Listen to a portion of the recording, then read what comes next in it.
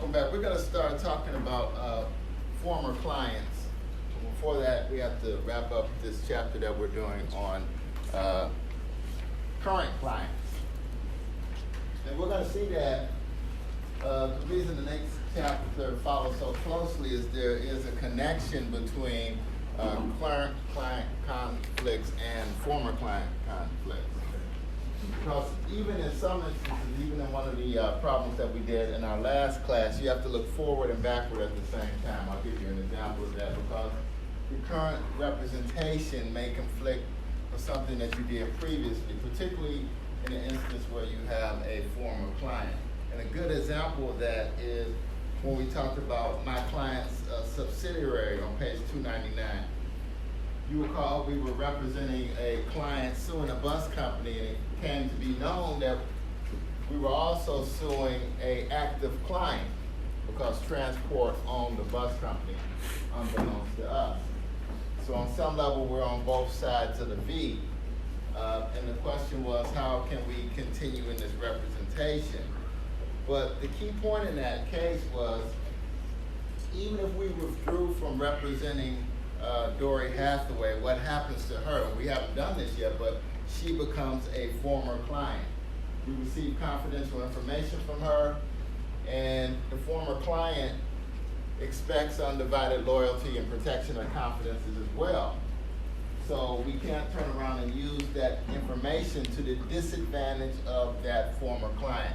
We're going to see that when we talk about Rule 1.9c. So in that problem that we were doing, the client's subsidiary, if we withdraw from representing Dory Hathaway, she becomes a former client. We receive confidential information against her. We cannot use that confidential information to her disadvantage.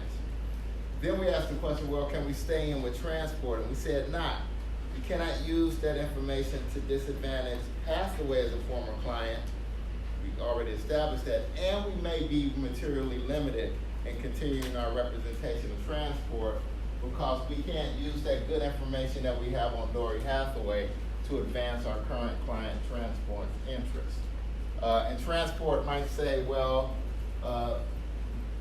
you're going to be limited in all of the things you can do. Why can't you use this information? And there's also the possibility of an amended complaint in order to advance this action. So we concluded that you have to get out of both. Then we went through a series of problems, police brutality 1, 2, and 3. And one thing that we did, starting on page 308, was, this is scene 1, was to try and figure out how would this joint representation work. A lot of moving parts. We have a joint representation, 2 clients. We have a person who has confessed to the crime with a police officer.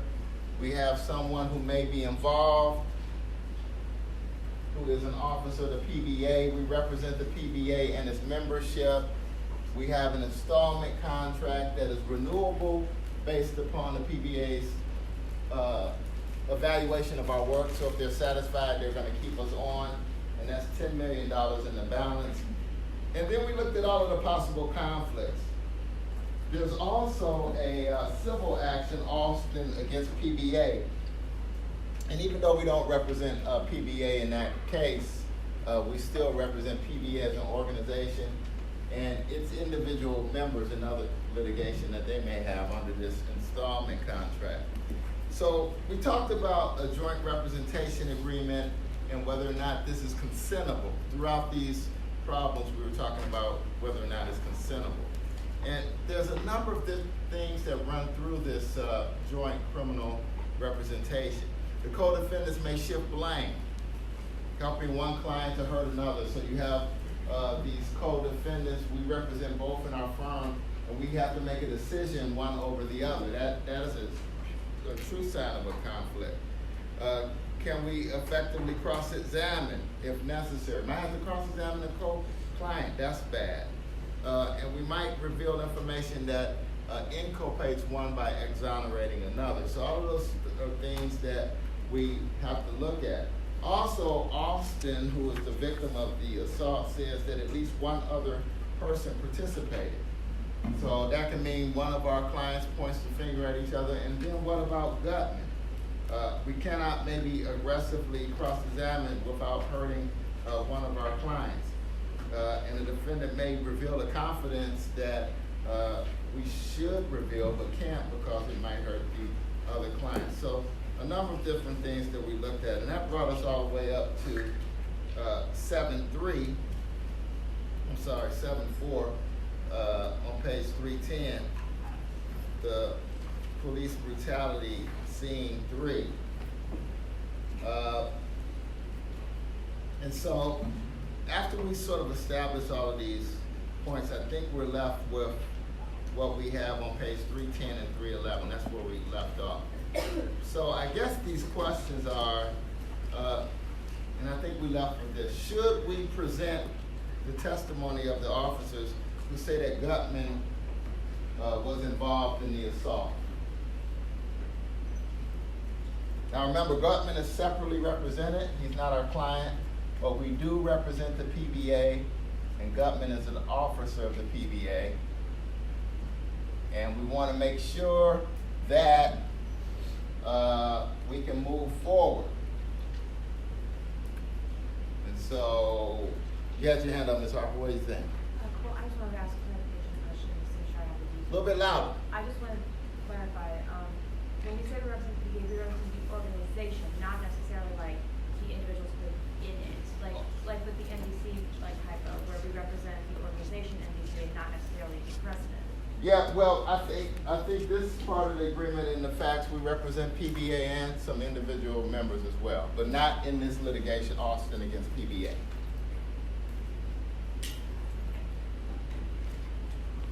So we can do both, and we have consent to do that. We consented with everybody. We've talked to Stone, we've talked to the other client, we talked to the PBA.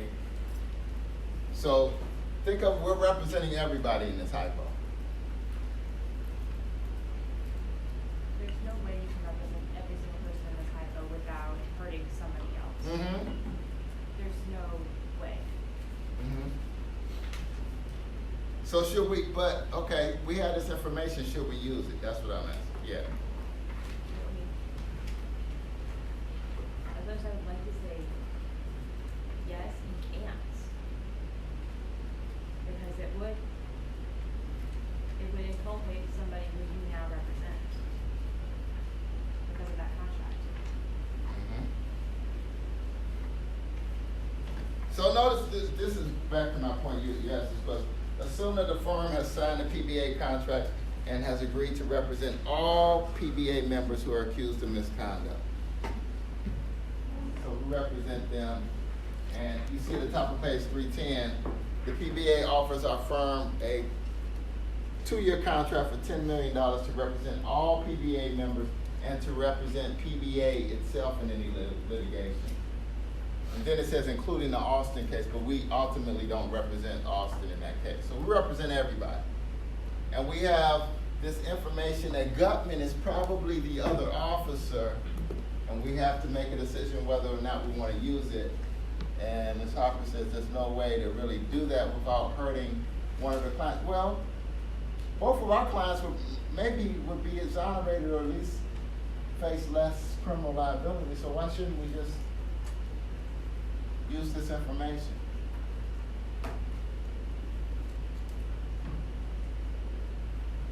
Should you present the testimony of the officers who say they saw Gutman going towards the bathroom with Austin? If the answer to that is yes, what are the consequences of doing that? Gutman is separately represented. So over there, we represent our 2 clients, Stone and Morton, and that's who we want to get off. So why shouldn't we give up this information? And so notice how the question sort of takes you through this. Yeah, we probably should do this. This helps both of our clients. We're not turning against each other, but we have PBA to consider. Even though they're separate, we have some connection to them. We represent them in other matters of misconduct, may even represent the organization. So notice the second question. If we decide to present this testimony, should we tell PBA about this testimony so that the officers don't feel blindsided?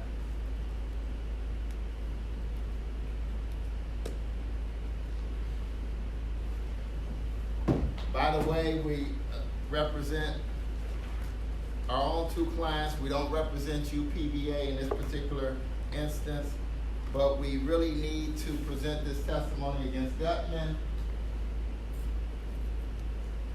It will help us advance our defense, and we're going to do so. So would you warn PBA that you were going to present this testimony?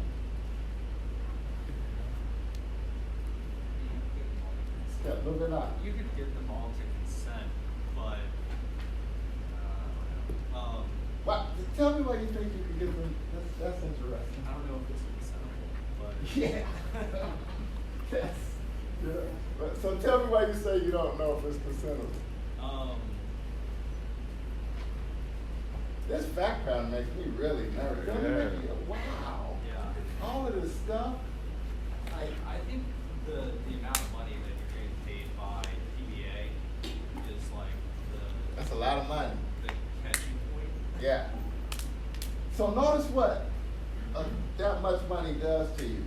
Now you've taken professional responsibility, passed the NPRE, passed the bar, but you had this $10 million in the back of your mind. So you even look at the rules. You look at 1.7, you look at 1.9, and you start rationalizing. Well, I can get informed consent. I can talk to my clients and everything will be okay. We can get it confirmed in writing. And so there are practical consequences to this because we're asking the question, is this really consentable? So notice what happens if you forewarn the PBA.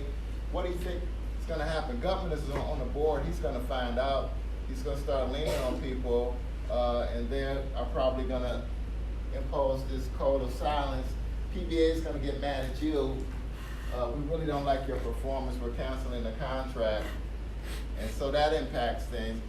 Or you may rationalize it so much that you're not really looking at the full critical consequences of this conflict. So notice that this is what happens in the actual case. So your client, who's also a member of the PBA, they say, well, no, don't worry about it. We have one officer who admitted to this, Babbage. And our defense will be, he did. He did it by himself. We don't know. Somebody else could have been in there, whatever. Don't say anything about Gutman because the PBA might get angry at us. We want them to continue paying our fees. And so you just advance the defense that Babbage did it along with somebody else, and we really don't know. That's on the middle of page 311.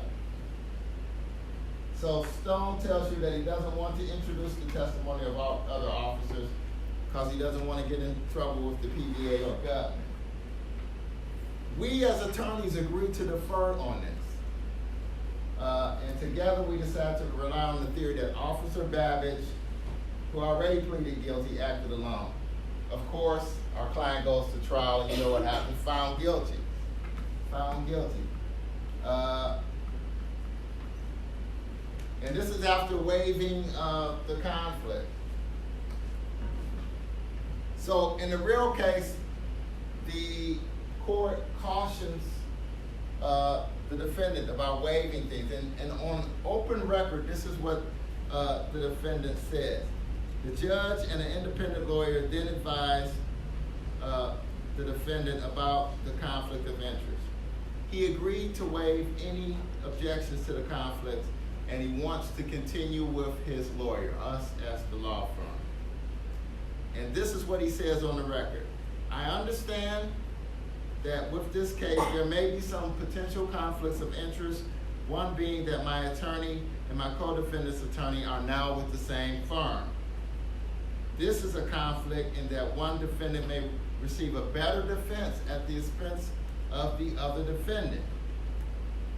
I'm also aware of my attorney's contract with the PBA.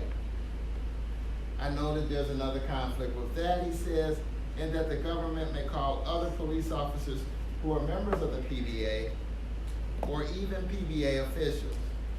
There's a concern that possibly my attorney may have another agenda and may be less vigorous in his cross-examination of these witnesses. I'm also aware, he says, of calling witnesses with potential conflict with two lawyers in the same firm. If they call a witness who my lawyer may be reluctant to call as a witness, that may be harmful to another defendant. I understand that there may be a conflict of that. So all of this is in open court. I understand. We defer to his decision and pointed Babbage. The judge expresses concern that we have a conflict of interest arising out of our conflict with PBA.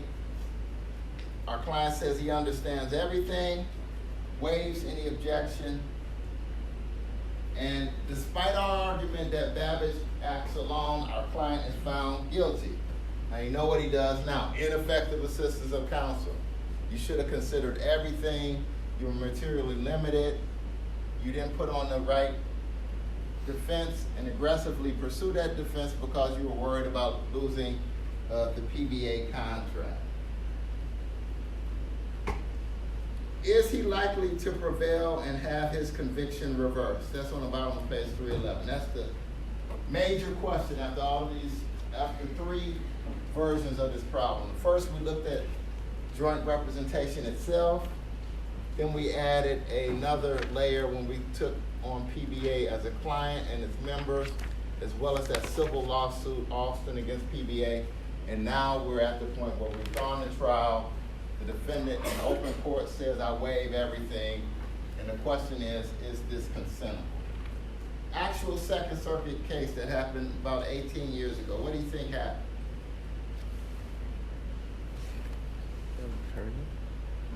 Was the conflict of interest waivable? Was this conflict consentable? What do you say? Are you fooled by the fact that you have someone in open court saying, I waive everything, I understand, I want to move forward, that's fine. And then, of course, when you get convicted, you come back around and say, oh, ineffective assistance of counsel. Ms. Harper, what do you think happened in real life? Second Circuit case. I don't think these conflicts are consensual because there are way too many people that you're representing and way too many interests that go against one another. Okay, and so And I don't think that I don't think when he said in court, I expressly understand this. I'm not sure he did. Because of the way it's worded, it contains words that sound more like legal jargon to me. It sounds almost like, it sounded scripted. oh yeah, it probably was, but this guy was a police officer. He understood pretty well. It wasn't like, I see what you're suggesting, a lot of legalese, and he thought, but as far as informed consent being a critical assessment of pros and cons, he certainly understood that, and he understood that he needed his legal fees paid, and he was just like, this is what I'm gonna do.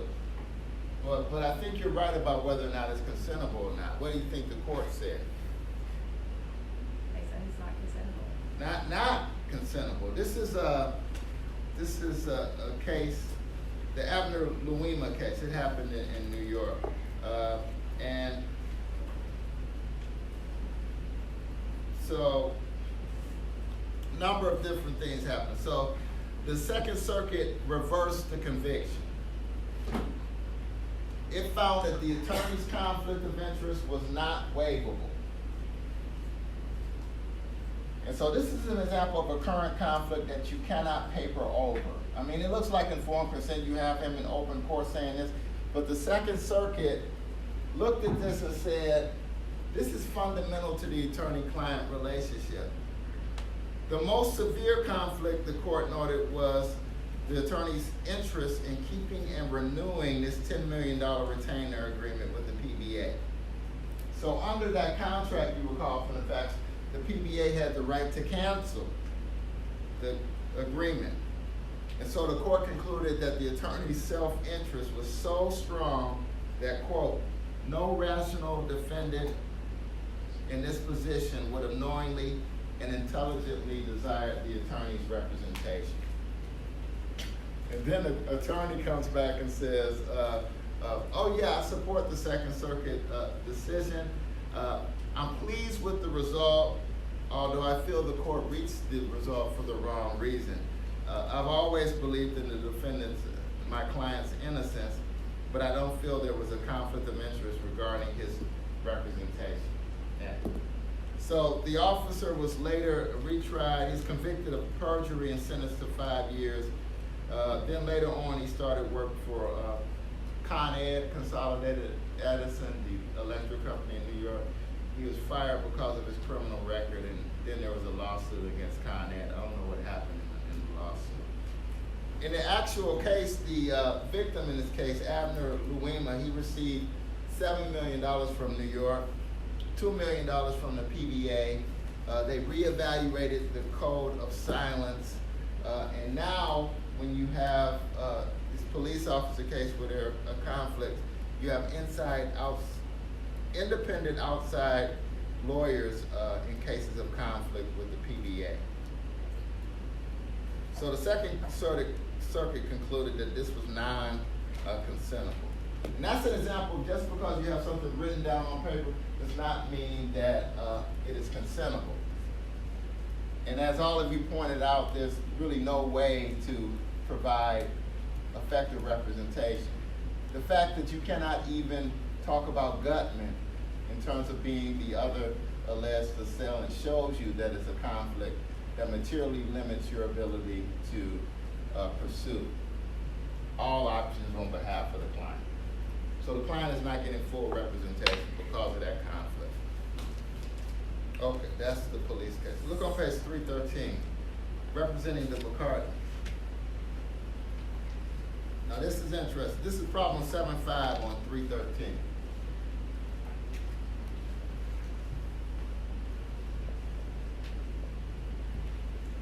Still a current conflict. And these problems are set up to sort of say you have to be careful. Now this conflict sort of comes out of the names being spelled wrong. And then we don't realize that we are again in a position where we are suing one of our clients. So here we still have a joint representation.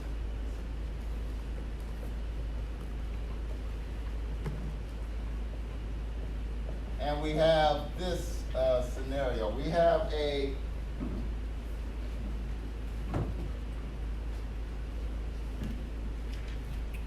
will that we are doing, and we represent you.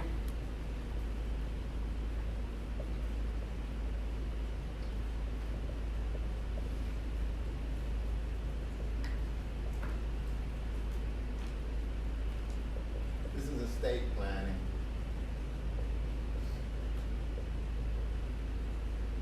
And that's fine. Part of the estate is going to one spouse or the other. Part of it is held in trust for the children. And that's good. And then there's this paternity suit.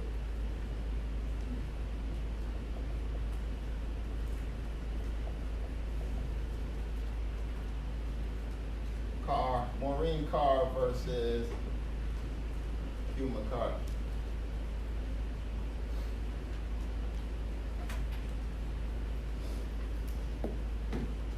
He's represented by the new attorney.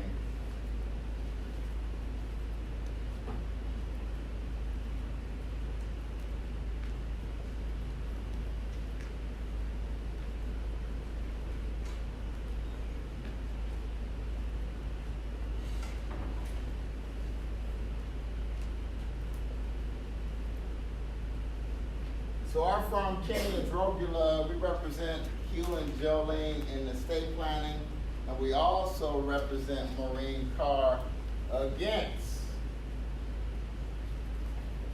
Hugh McCarthy, our client in the will context, and we're suing him in the paternity suit.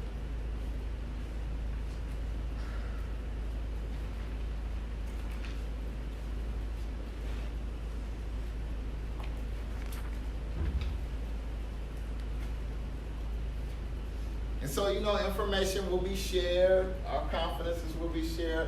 There's a joint representation agreement.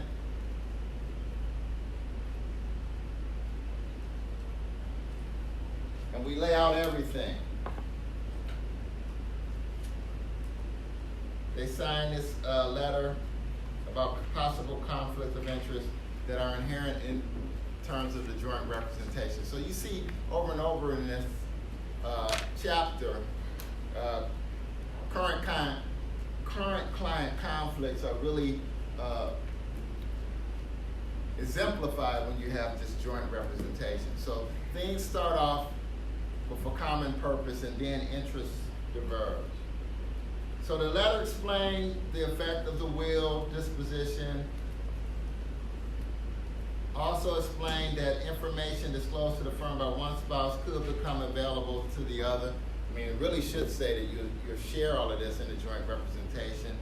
They also signed at the top of 314, a continuing retainer, small fee. They are still being advised on matters as we move forward that impact the estate planning.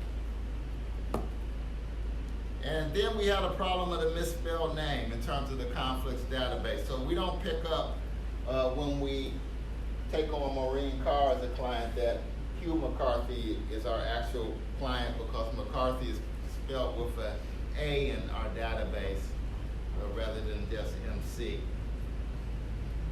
Our client, Hugh McCarthy, really doesn't recognize this as a conflict. And that could happen in real life. He just thinks, well, they represented me in the will contest, I'll just get a different attorney. That'll be a separate matter, unrelated. See how the layperson is sort of analyzing it? And it's not really a problem if I keep this separate, but Hugh McCarthy really just wants to say, I don't want this information to come out. So he really doesn't recognize that there is a conflict. The problem even says he's not a lawyer and has no training in conflicts of interest. So then we go through all of this, and Hugh, through DNA testing, is the father. Now here are the series of questions. The conflict comes to light when Maureen Carr's lawyer, Kenny, our partner, asked Bucci for the information, and he sort of cynically, with a smirk on his face, said, you already have the information because you represent the client that you're suing. Really implicitly is what he's saying. So we get off the phone with our partner who told us that he's representing Maureen Carr in a paternity suit against Hugh McCarthy. Now what? Does the firm have a conflict of interest?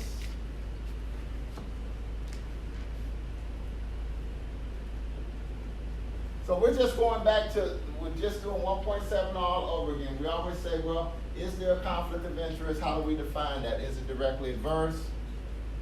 Or is representation materially limited?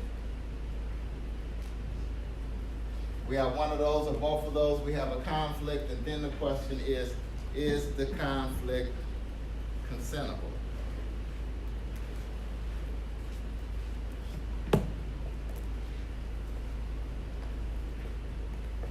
So what do we do with this problem?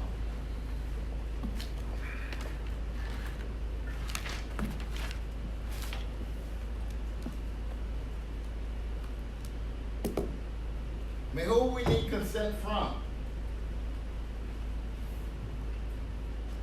And notice how that works with confidences too. In order to have informed consent, everyone has to be on the same page. We have to know everything, and then we make the decision about whether or not this representation can continue. So we're in this mess. What do we have to do?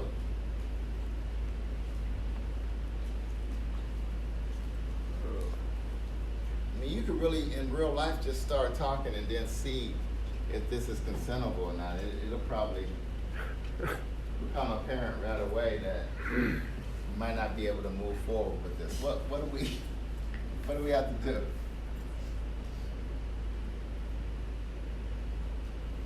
I mean, is there any way to have a good conversation here with the affected clients? Because we definitely have to talk to Hugh and Jolene, right? They're our clients.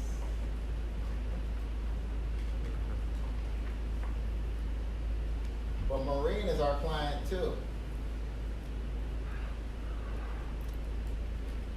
And then what do we tell in terms of confidences? I mean, Maureen might want full disclosure to push it. Hugh certainly doesn't. And Jolene will just be blindsided. So, do you think this conflict is consentable? No, I don't know. Bad conversation. I mean, you would probably just talk to Hugh and then, no, I can't tell, and then that would sort of tell you that this probably isn't consentable, because this fact that he wants to keep a confidence, and we have a duty to, would have to be disclosed to the other client. So that shows a conflict. And so the next question sort of clues us into that. Assume that the conflict is non-consentable. May Kenny and Drugler continue representing one or two of these clients, or must it withdraw from representing all three?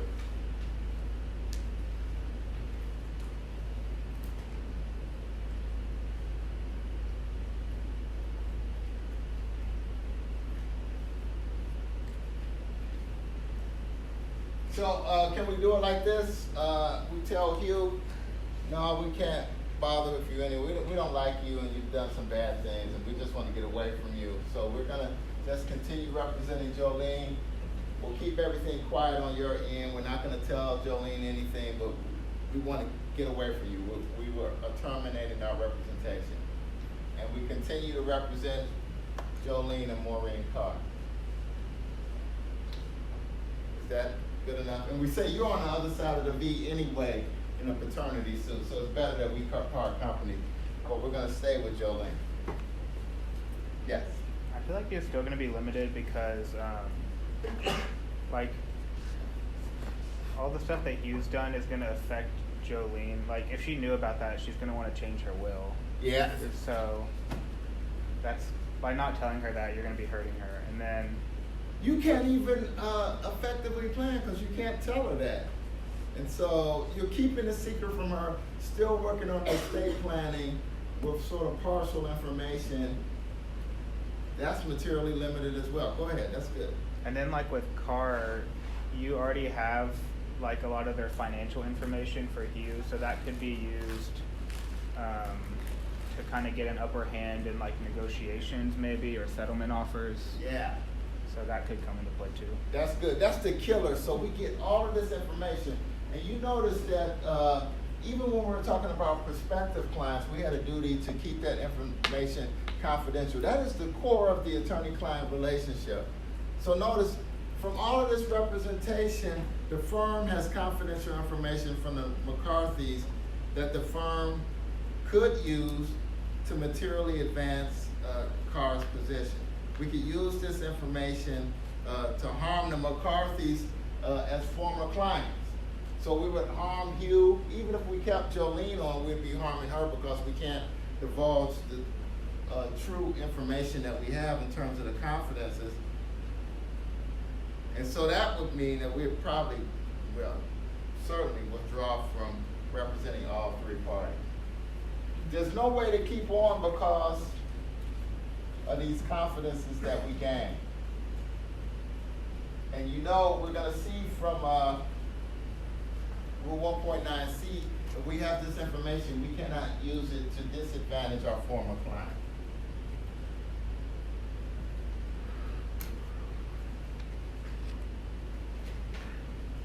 So the last thing in this chapter, just to go quickly, is have any of you had any experience with insurance companies, and then who was the client? Any practical? No? Okay, so this is what they call the insurance triangle. See on page 315? Because you have the insurance company up here.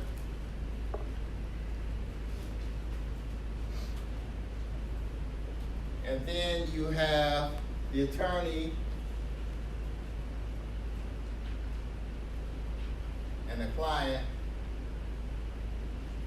But then there's some question about, is the insurance company the client as well? Book tells you the insured is always the client, but the reason this is in the conflict section is if you have the insurance company as the client too, how do you balance those interests? And there may come a time when you cannot balance those interests, and that's what this section talks about. So the insurance company can provide the insured with a lawyer, but we know under 1.8, and you see that on 317, that just because the insurance company is providing the lawyer doesn't mean that the insurance company can intervene in that representation. But practical reality probably will, and then that could lead to the lawyer withdrawing if the lawyer cannot maintain independent professional judgment. So who is the client? It says on page 316. The insured is always the client, you know that, but the insurance company may or may not be, depending upon the contract and state law. So you even see an example here. In one case, a lawyer learned that an assault on a child had been intentional and therefore would not be covered by the insurance policy. The court held that the lawyer was obliged to keep the information confidential and to withdraw from representing the party.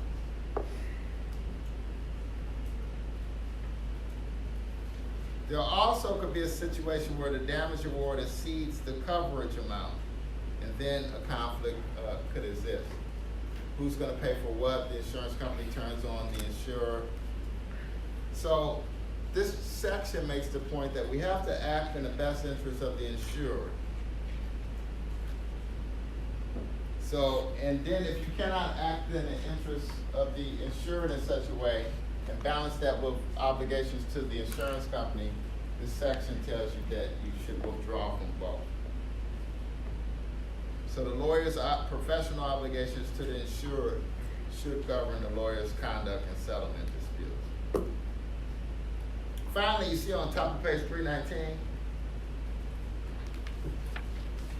so there may be a disagreement about insurance limits, claims in the policy, and the insured and the insurance company can't come to agreement about what is covered or not. If the insured rejects claims that are within the policy limits and the insurance company really doesn't like this, the insured may have to hire another lawyer at her own expense. So that's a disagreement about policy coverage, and the insurance company says, we're not paying your attorney. You have to cover that. And then finally, an insurer is often required to cover legal expenses when it turns down a settlement and damages that are in excess of the policy limits. So this is sort of at the last part of the chapter, but it just shows that there may be conflicts based upon who is the client. The insured is always the client, but then the question is, how much leverage does the insurance company have? So that is a current representation. We've done just regular current representation. In this last section that we were talking about is special applications of the current client conflict situation. Now we're going to move into former representation. So it's important to set out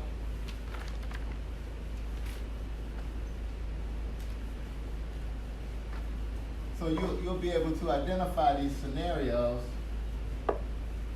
what situation we're in. And that's important because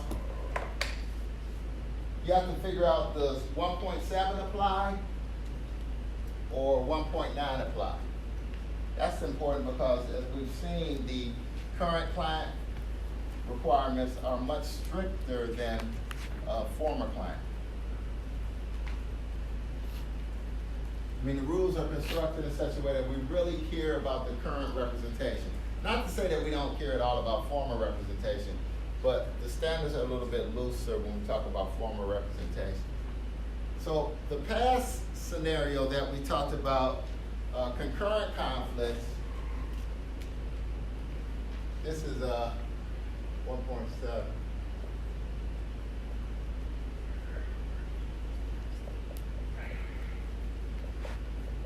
You have this scenario. You have two present clients.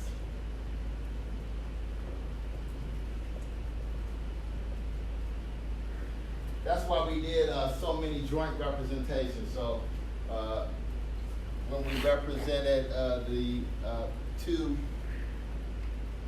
criminal defendants, or we represented the McCarthy, two present clients. You know, either separately or joint representation. Or another scenario, and this is what we did, you could have one prospective client. So notice that's the situation where we get all the information, we're moving forward, but we already represent someone, and those interests may be directly adverse to who we're talking to become a client. So you have prospective client and one present client. So that's that scenario. You have a joint representation, you could have, you're representing different clients at the same time, a conflict may arise, or you may be trying to develop an attorney-client relationship through a prospective client, and that conflicts with someone you already represent. This is just the first paragraph of the chapter, I just broke it down. And then, but now what we're talking about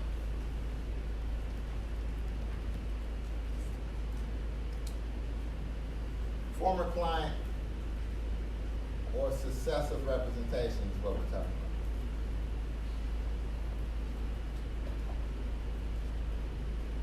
about. And so this scenario, this is going to help us break down this rule. This rule has three essential components that we're going to be looking at. 1.9a, 1.9b, and 1.9c. And we sort of been talking about those implicitly, but now we're going to explicitly go into the analysis of former clients. This is chapter 8. So the former client scenario, you have one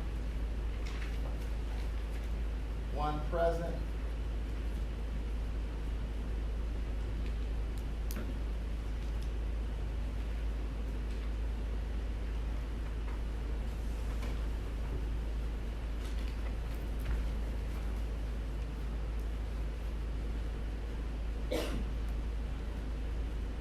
So you recall in the hypos, we would say, well, why don't we get rid of this particular client?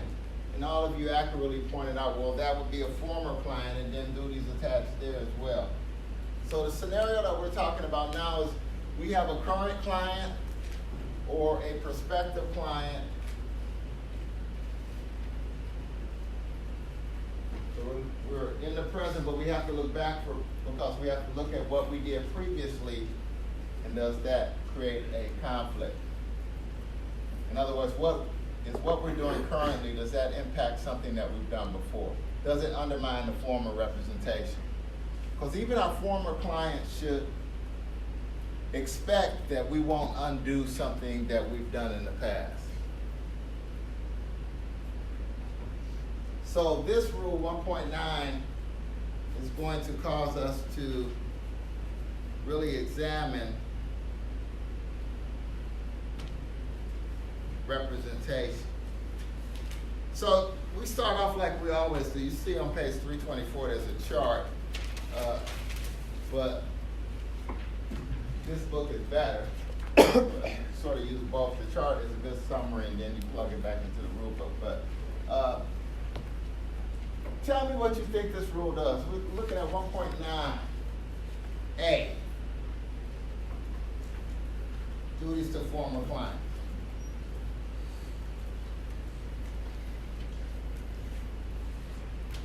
So you represent someone now, and you're concerned that something that you did in the past might be impacted by the current representation, might be negatively impacted by the current representation. And you consult this rule. So take this rule apart, tell me how it works. How does it work? What does it say? Because there are different levels. This is a current representation, then 1.9b, we're gonna see what happens if you work one place and then you move someone somewhere else and you used to work on something in the past. Now you're currently working on something at your new firm. Does that negatively impact the former representation? And then we're gonna see 1.9c, which is a blanket prohibition. You cannot use information that you gained in this former representation to the disadvantage of that former client. But we're just starting with 1.9a. How does it work? What does it say?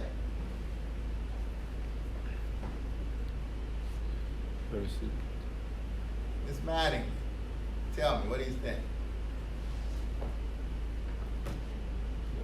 Is there a Ms. Manning? She's not here. Oh, I see the Kurt. chart. Kurt. It's all jacked up. Anyway, Ms. Boyd.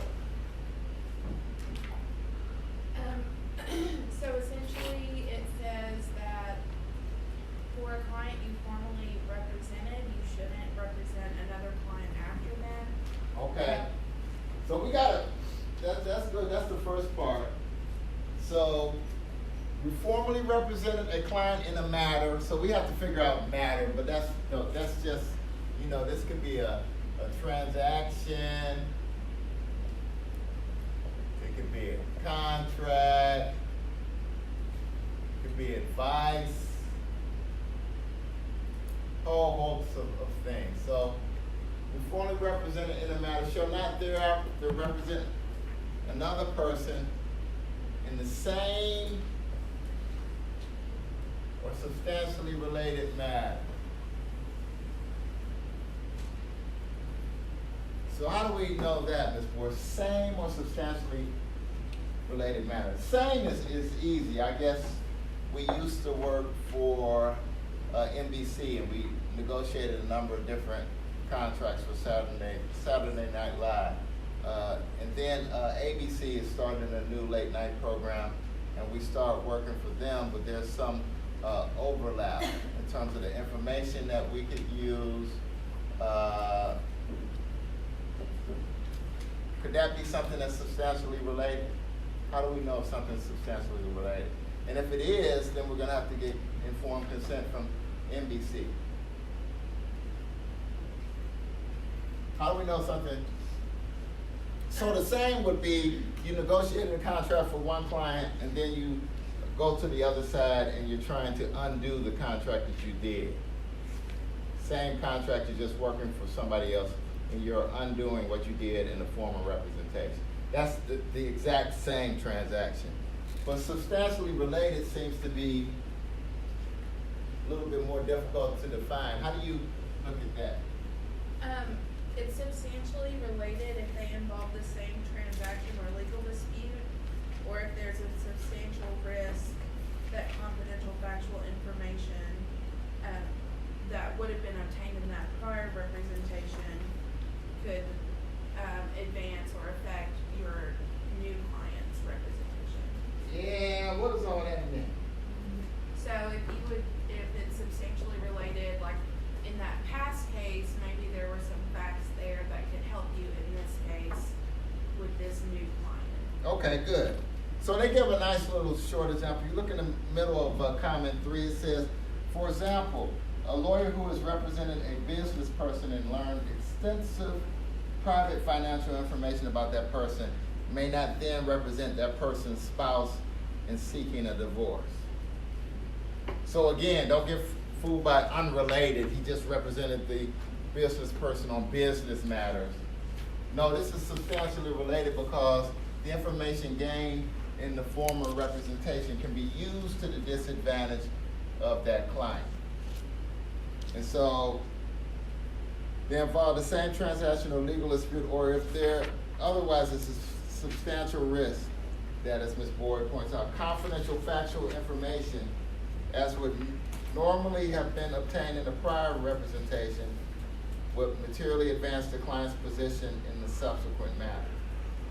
So taking information that you learned formally to advance the current client's interest at the expense of your former client. So that's interesting. But notice this in comment 3, when you look at Rule 1.9a. We're talking about, this is what really drives this. We're talking about confidential information that a lawyer normally would obtain in the representation.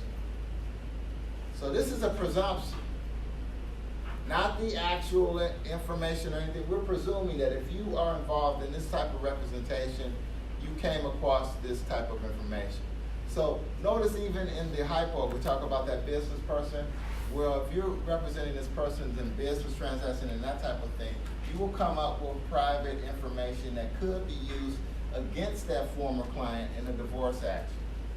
So if you look at comment 3, and we're using this presumption so that the former client does not necessarily have to reveal confidential information to establish a conflict. We want to protect that former client. So we're talking about confidential. This is from comment 3, information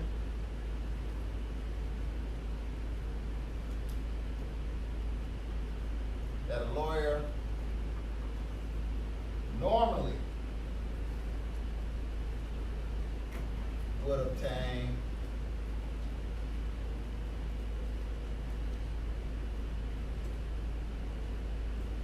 in the representation. Talking about the former representation.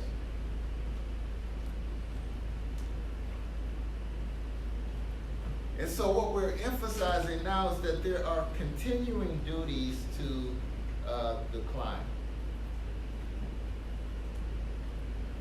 And so notice what I just said. A former client is not required to reveal the confidential information learned by the lawyer in order to establish a substantial risk that the lawyer has confidential information to use in a subsequent matter. So we're making this conclusion, the rule goes on, about the possession of this information based upon the nature of services that were provided in that former representation to the former client.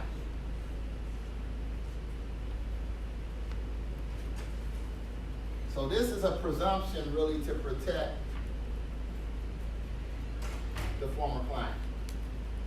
That's letter A.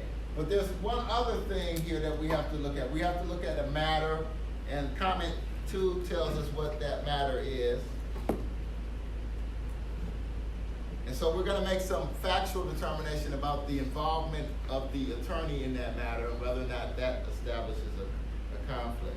The underlying question is whether the lawyer was so involved in the matter that the subsequent representation can justly be regarded as changing of sides in the matter in question. So a number of these we're going to look at how much involvement the attorney had. And then finally, what is materially adverse?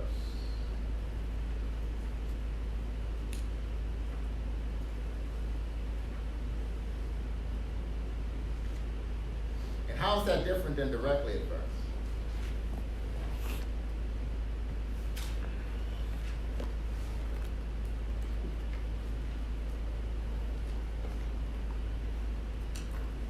Is there some definition in the rule? How do we know what materially adverse is?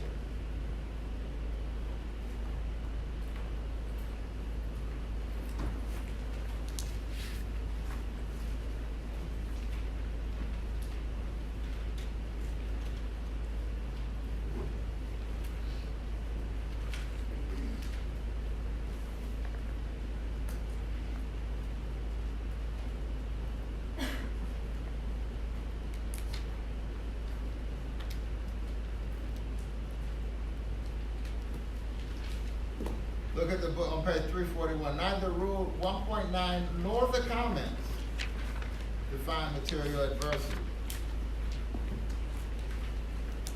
And we have 1.7 using language directly adverse. So, what is materially adverse?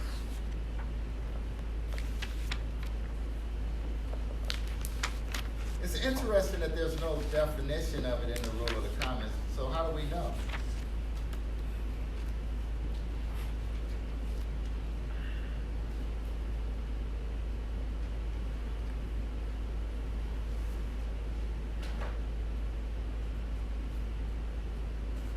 Yeah, how do we know something is materially adverse?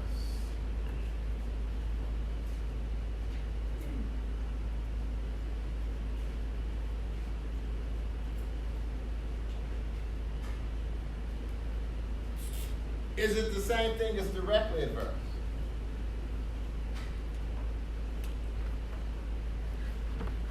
Yes. It's probably not the same as direct Right. adversity because why would they use two different terms of Right. So what do you think the difference is? It's stronger. maybe level of severity? Or, yeah. Uh-huh. Reverse. But what do you mean, level of severity? You know, if you're material adverse, maybe you can get consent to get out of that, whereas if it's directly adverse, you can't. And it seems like you should always be able to get consent in a former representation compared to direct, compared to a current representation. Materially adverse, the book says, is probably less restrictive. And I guess the question you're asking is, notice this, it says this: the apparent intention of the rule is to require consent if the use of the former client's confidences might harm the former client's interests. So if this subsequent use of this information would not harm the former client's interest, then we don't really need consent. But I guess the question is, we're talking about materially adverse. The question is,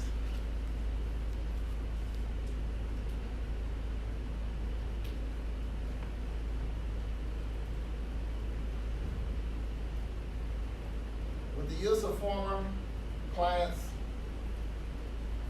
confidences harm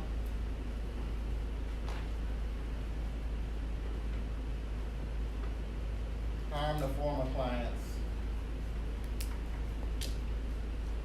interest.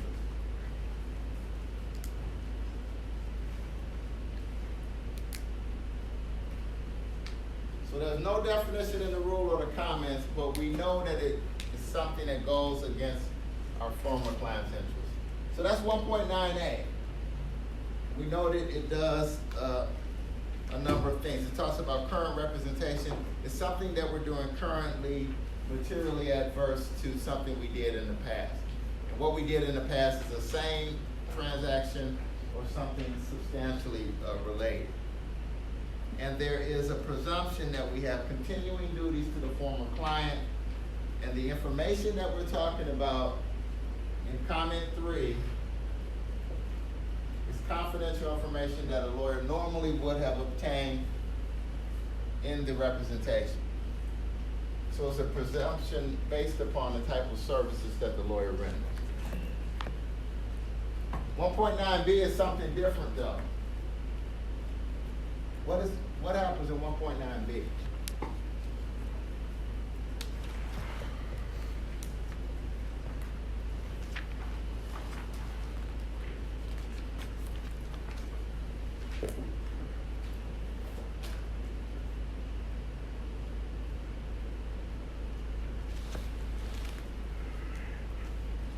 So in 1.9, we are comparing what we're doing currently to something we did in the past. 1.9b, we're doing the same thing, but we've made a move. We've moved to a different firm. So what about 1.9b? What does it say?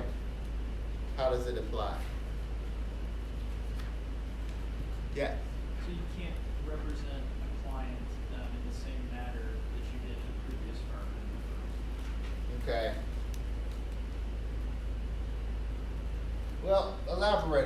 so you said can't represent, but why can't you represent? This is sort of broken down, so the first part it says,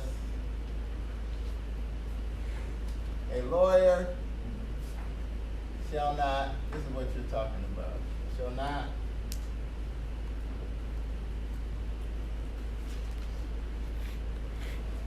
so we still have represent a person, we're still in the same or substantially related matter, so we're carrying that over.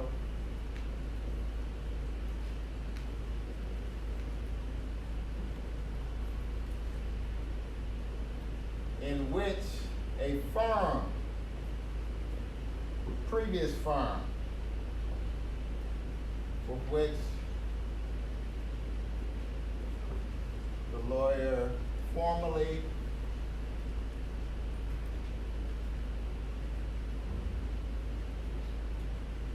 was associated with,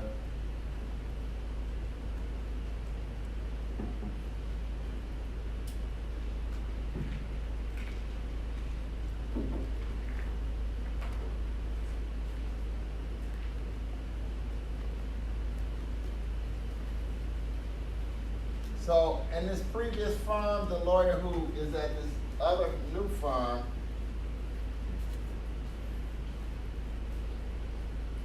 previously represented a client. Still had the same or substantially related matter. So a lawyer shall not represent a person in the same or substantially related matter in which a firm with which the lawyer formerly was associated had previously represented a client. When you have these conditions, materially adverse again,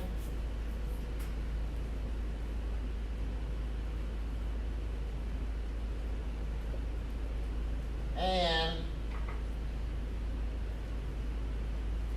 acquired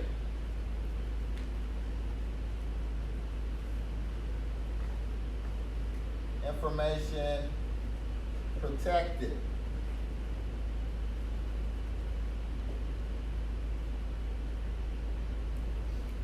By 1.6 and 1.9C.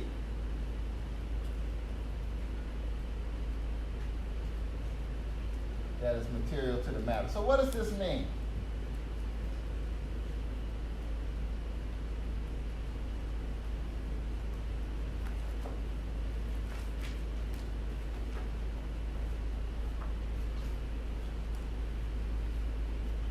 And this again, unless the former client gives conformed consent.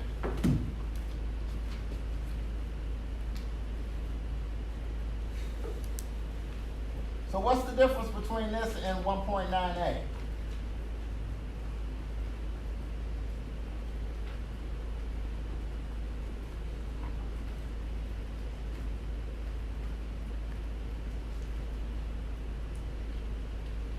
You know, it's looser. The former client can give informed consent, we move on, that's fine. But what's the difference between 1.9A and 1.9B? The analysis. So here we're staying put, we're just looking at what we're doing presently and in the past, whether or not there's a conflict. Here we've moved, we've done something in the past, we're at this new firm. The question is, can this new firm take on this action? Yes, go ahead. I just have a question. Yeah. Why they include knowingly in B instead, and it's not included in A? Are they like implying that there's a scenario where like maybe you weren't aware that the firm you were at before represented this person, and so like you're not aware of the conflict maybe? But then like the subsection 2 kind of counteracts that also, because you had to get information. Yeah. So like why? That's good. So yeah. So, okay, that's good. That's the difference between 1.9A and B. The type of information. So tell me what you're about to say. The type of information. Go ahead. Knowingly. Yeah, that's right. Well, like I guess you had to get information that was like confidential, and then you can't use that for your current. But like, why do they include? If you have confidential information, you To distinguish 1.9A from 1.9B, the type of information we're talking about is different. Tell me, you're saying it, but I want you to say it explicitly. How's the information different? Because that's what you're getting at. You said knowingly, they must know, and you're looking at what they worked on. We're doing the same analysis, but we're saying you moved from this firm, but we want to measure how much involvement you had, how much you actually knew. Right, this one, B required, like, explicitly says that it's information that's confidential under 1.6, and that's not included in A. Yeah. It just says any material adverse information. And so notice what this is actual information that the lawyer might have. Notice 1.9A, that's just a presumption. We're talking about the type of information that you would normally have within those services. But 1.9B, we make it knowingly because we want to do two things. We want to, of course, preserve undivided loyalty to the former client, preserve those confidences, but we also want to make sure that lawyers are not crippled in terms of moving from place to place. They're not frozen in time.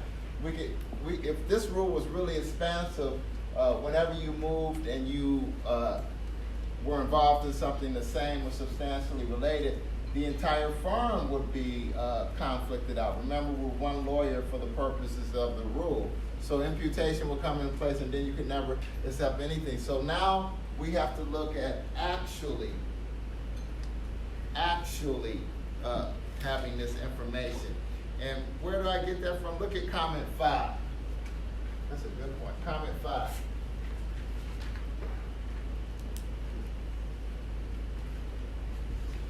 And so this is interesting. This explains Ms. Sharp's point. And it is this. Okay, comment 5. Okay. So, paragraph B, which is what we're talking about, operates to disqualify the lawyer only when the lawyer involved has actual knowledge of information protected by 1.6 and 1.9C. So notice, I can move over, let's say I was in the Justice Department. I work for the Office of Federal Thrift, and we were looking at savings and loans, and I was prosecuting fraudulent transactions in the savings and loans industry. I move over to a new defense firm for corporate entities, and I'm in the same matter, but I moved over from the government. I'm in this new firm. Then the question would be, would I be materially adverse in advancing this defense against my former quote client, the government, and did I acquire information protected by 1.6 and 1.9, which could be used to the disadvantage of the government? Now, the government can give consent, and that freely happens when someone moves over from the government to private practice. But before we even get to that, the question would be how much I worked on it. So maybe in this same matter, I did an hour and a half's work of research. And I wrote a one-paragraph memorandum saying, this is how I interpret the statute, and that's it. But in this same litigation, and it goes on and on, I move over to the next firm, and then there is some discussion about whether or not my new firm should be disqualified. And the court looking at that would say, well, yeah, that's actual information, but does that warrant disqualification? Do you think it would warrant disqualification? Hour and a half of research, one paragraph memo, would that disqualify me?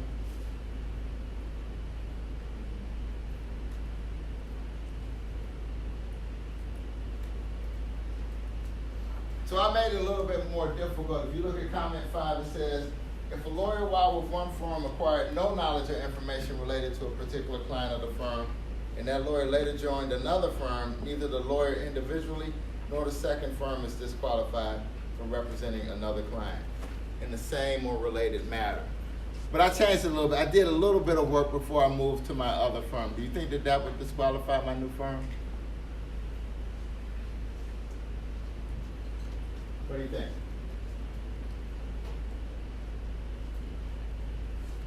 Ms. Moore, what do you think?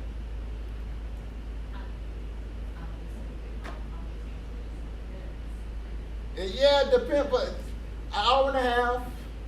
I pulled up some cases. I wrote a little note. It's the same matter. I move over to private practice, and then somehow a disqualification motion is filed, and we have to look at Rule 1.9b. I moved over. Lawyers shall not knowingly represent a person in the same or substantially related matter. And you're saying it's the same matter? Oh, it's the same, everything. I just did 1 hour's worth of work and a little bit of research, and someone wants to disqualify my firm based upon that work. Is that enough actual knowledge to disqualify the firm? Yes. I don't think so. Yeah. Not if it's general research. I mean, that means like any knowledge that you've gained throughout your career would prohibit you from practicing in any of those situations again. Yeah. It would have to be information that was protected under 1.6. Yeah. That's good. And so, and that just illustrates it's fact specific. You know, just a little bit of research on this, probably not a confidence. It could be information that could be used against the government, but I doubt that even. 1.9 really illustrates that you have to look at the facts and see how much level of involvement the attorney has. So we need actual knowledge, and we're going to look at, if you look at comment 6, it depends on the situation's particular facts, aided by inferences, deductions, or working presumptions that reasonably made about the way in which lawyers work together. So if I'm looking at how I used to work in the government, somebody, a senior to me may have said, have them do a memo, I'll look at it later. I spend an hour and a half worth of work, I get the cases, write my little paragraph, and for the rest of the time that I'm with the government, I don't do anything else. Then I move over to the private firm. We're going to say that's not likely to disqualify me. A lawyer may have just general access.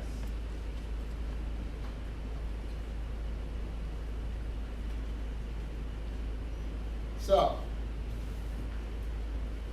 that's good. Look at this problem on page 343 to start off.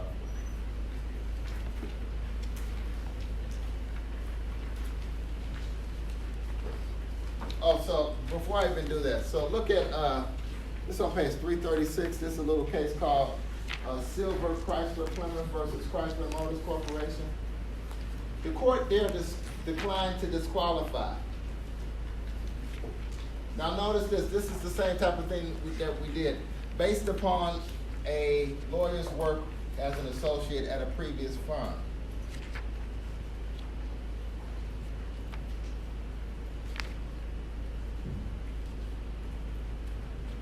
So notice this is in the middle of the paragraph. There was testimony that when the lawyer was an associate at this previous firm, he did not work directly or indirectly on Chrysler dealer litigation, with the possible exception of researching a few specific points of law that may have been involved in a dealer case. So that could be the same, but we're looking at actual involvement in what they did. The court declined to presume that the former associate had been exposed to confidences possessed by other lawyers in this firm. Therefore, the matters were not found to be substantially related. So we're looking at actual activities in specific cases, which would make it reasonable to infer that the attorney came in contact with this information. Either the presumption, if we're at the same firm, or actual knowledge, if we are talking about an attorney moving from one firm to another. That's good. So, look at this one problem on page 343, keeping in touch.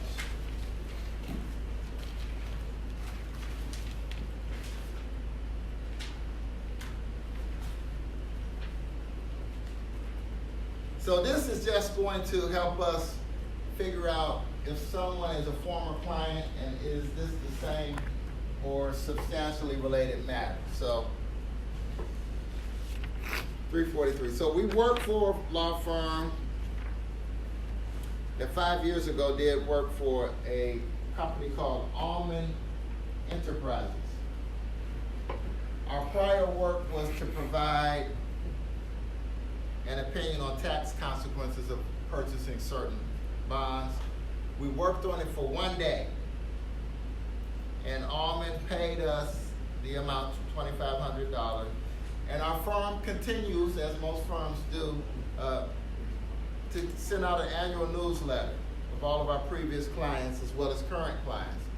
You know, that's good marketing as well as good information for our current client and our past clients. And we want to keep in touch. Title of the problem.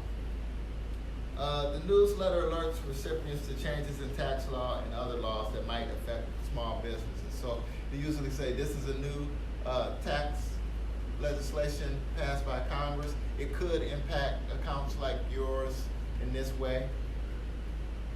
If you have any questions, call us. That's something like that. The firm also called Almond Enterprises several times over the year to ask whether or not it needed additional services, and the company always said, no, thank you. Thanks for calling, but we don't need anything.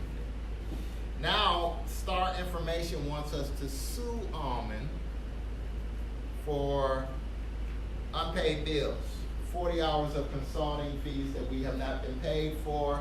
They come to us and they want our representation.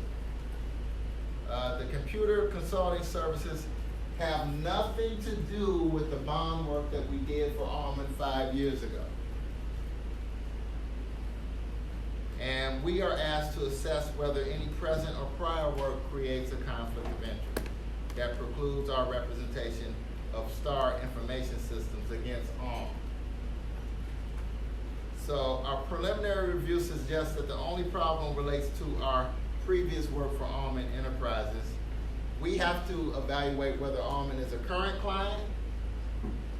If it's a current client, notice this, the book even tells you, if it's 1.7, the standards are a lot more stringent than former representation. So is Almond a current client?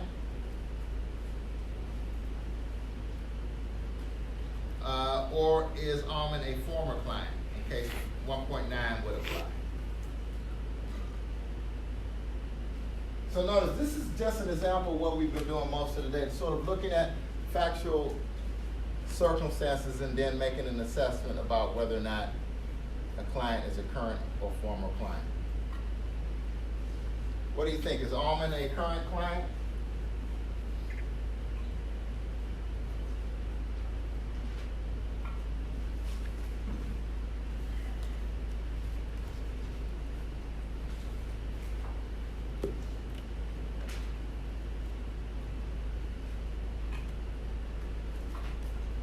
Current client?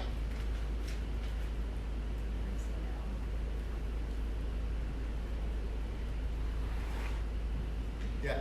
I'd say they're not. Why not? Even though you are, like, saying, like, you already said that happens for those current and former clients, and every time you've asked if they need additional services, they've always declined. Okay.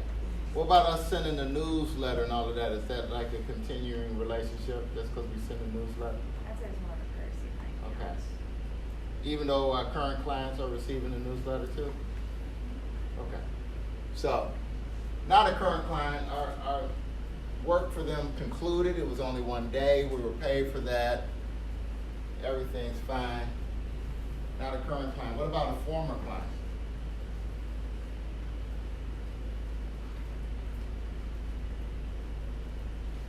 Former client?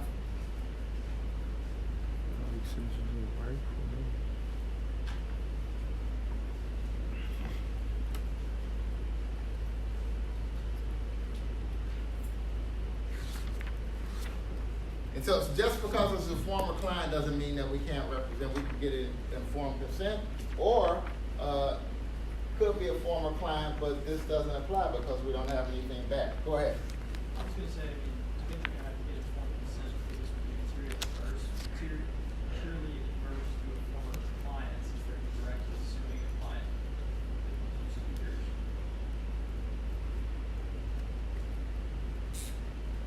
Yeah, but see, that's interesting. So, but what you're saying, it sounds more like directly adverse because you're just going against them and it's unrelated. Materially adverse, you're asking this question, do you have information that you could use against Almond enterprise as if it's a former client. And notice what it says in this problem. The computer consulting services have nothing to do with the bond purchase 5 years ago. So materially adverse, you have some type of information. And we're not talking about moving to a different firm or anything, so we'd have to presume that the confidential information that a lawyer normally would obtain in this bond purchase could be used to material disadvantage of the former client only. And this just seems like the collection of an unpaid debt.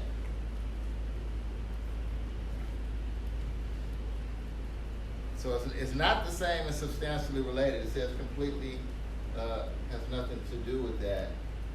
But we might have a situation where this is a former client, and we don't even need to get informed consent because it's not materially adverse, not the same as substantially related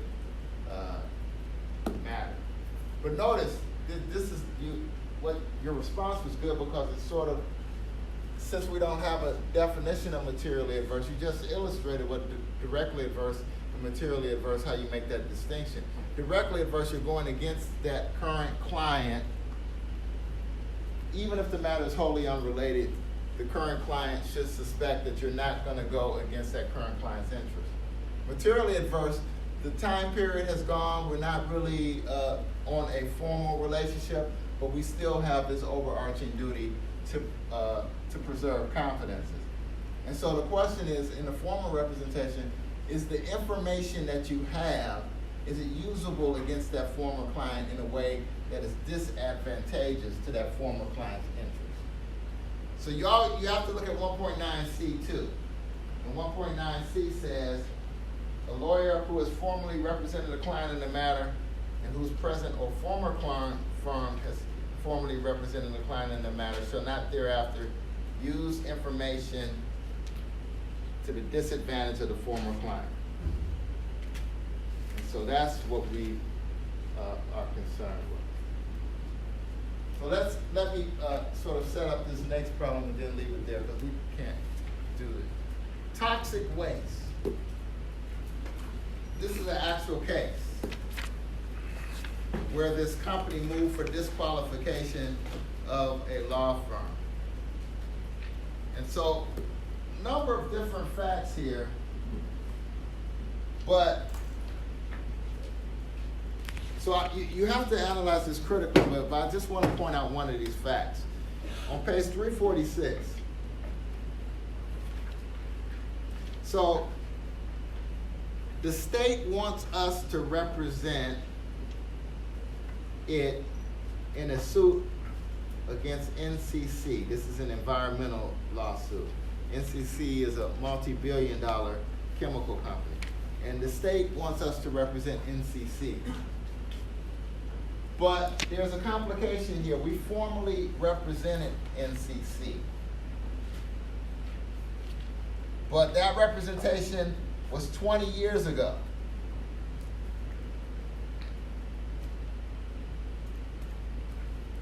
And there are a number of factors, and so when we come back, I'm going to ask you to sort of point to the factors that you're going to have to analyze to see what information the attorney has. You have an attorney who retired who worked on it, and he's gone. We have a senior partner now who was an associate who worked on this, but she may not have the expertise to talk about this matter. The firm has no records, and we have to figure out, would there be a conflict in us taking on the representation of the state against NCC? We'll pick up there Tuesday. Have a good weekend. That's on page 345.